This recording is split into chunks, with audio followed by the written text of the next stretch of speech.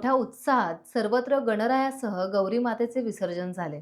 या विसर्जनासाठी रत्नागिरी नगर परिषदेने खास कृत्रिम तलावांची निर्मिती केली होती। गणेश भक्तांना विसर्जनासाठी जवळच्या जवळ विसर्जनाची सोय व्हावी आणि निर्माल्यामुळे होणारे प्रदूषण टाळता यावे यासाठी हे कृत्रिम तलाव उभारण्यात आले होते।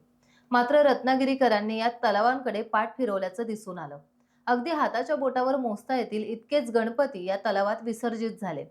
याबाबत नगर परिषद प्रशासनाची जनजागृती कमी पडल्याचं आता बोललं जात आहे।